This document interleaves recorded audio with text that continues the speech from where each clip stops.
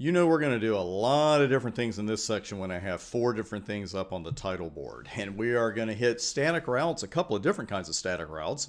And we're going to work with loopbacks, and we're going to do some pings, and I'm going to introduce you to a hub and spoke network. And we're going to see in this section, and especially the next one, how a hub and spoke network not only works, but how that network design, which is pretty darn common, can really be impacted by your choice of routing protocol. But in this case, we're not using a routing protocol yet. We're working with static routes. And speaking of those, we really have 4 different kinds of static routes. We have what I would just call a regular static route, where you're saying, okay, to go to this destination network, I want to use this next hop IP address or exit interface. Then you have what we call a host route or a host static route.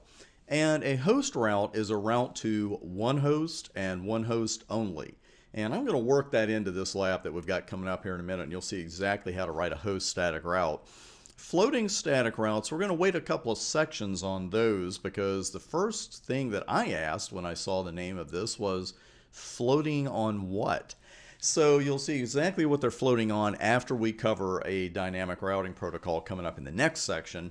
And then we have default static routes, which I believe we've seen one in action, but we're definitely going to see another one here. So you will definitely have those down in time for the exam as well. This is the network we're going to use, and I suggest you write this down because I'm not going to continually come back to it. We're going to be on a couple of screens here, and then mostly we're going to be in the telnet window to the live rack.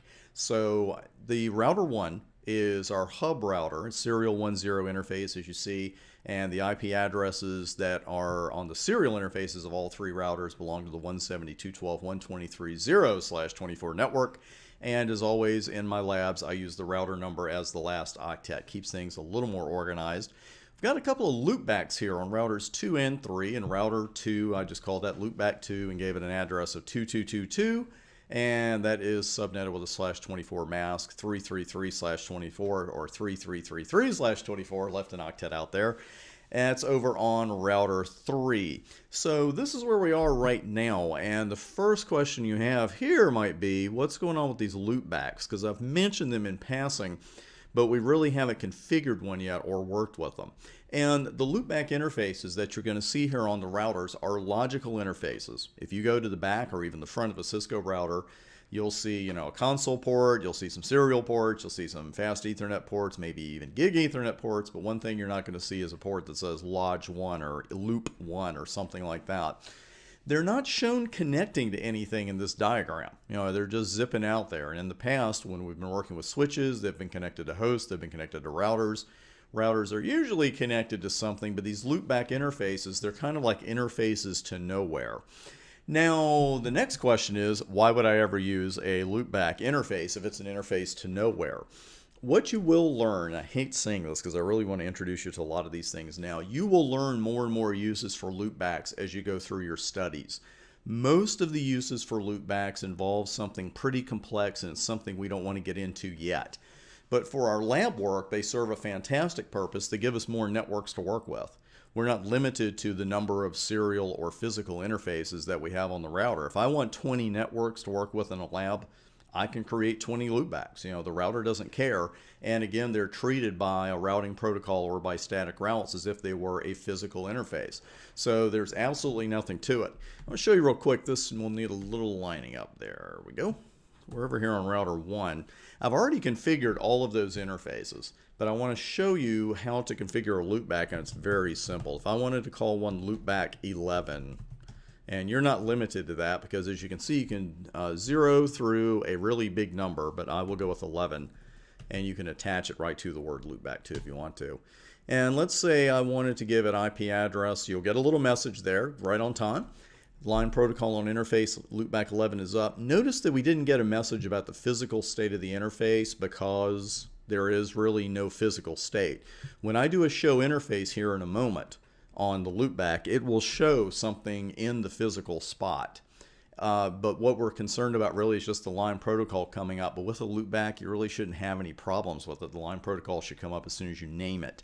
So if I put IP address 11.111.55.55.50 on here, that would be it. And I could do a show interface loopback 11 And you'll see that the top information looks a lot like the other ones that we've seen so far with this command.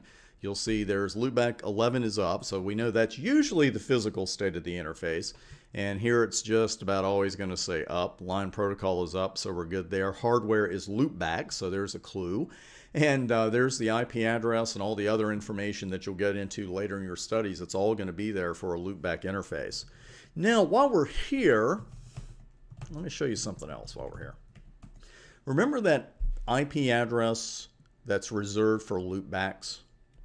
You remember what that was? It's 127.0.0.0. So if I try to give this address or an address from that range, you're going to get not a valid host address. This is a reminder that even though that is reserved for loopback interfaces, that entire range, it doesn't mean Cisco router loopback interfaces. So you still have to give the interfaces, your loopback interfaces on a Cisco router, a routable address. So the router is going to be kind enough to say, hey, Chris, it's not a valid host address. But of course, the exam will not be as kind, so that's a good thing to keep in mind. Now, let's also say that I wanted to take these loopbacks off, because it's just as important to know how to take them off as it is to put them on. So now I've got loopbacks 11 and 12 that aren't really involved in my lab, and I want to take them off now before I get started.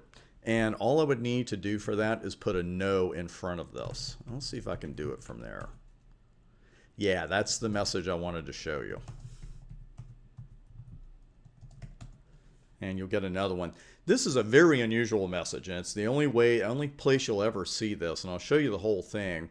Not all config may be removed and may reappear after reactivating the logical interface / sub interfaces. Sounds to me like this router is haunted.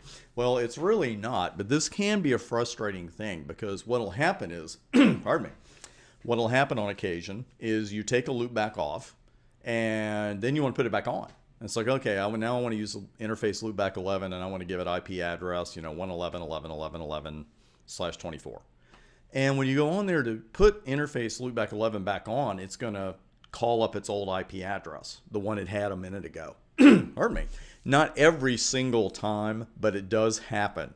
So what I strongly suggest to you, from years of experience working in lab stuff and working with loopback interfaces, really the only way to truly get rid of them is to remove them like this, or do a write erase and reload the router. And when you reload the router, that clears the old information. It's just an odd thing. It's more of a real world thing that's not going to come up on your exam, but it's definitely something I wanted you to know about loopbacks in case you work with them in a lab or a production network. It's like, well, where'd this come from?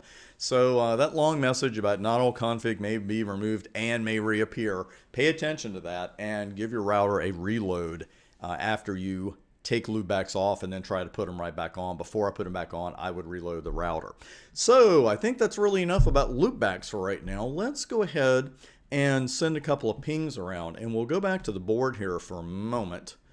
And what we're going to do first is ping routers 2 and 3 on their serial interfaces. So it's 123.2 and 123.3.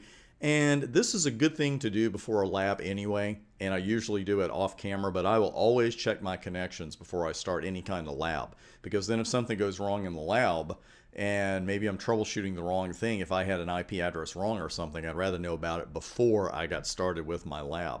So we will go ahead and ping 172.12.123.2, and we got a pretty fast return. That's always a good sign. And we got 5 exclamation points there as well.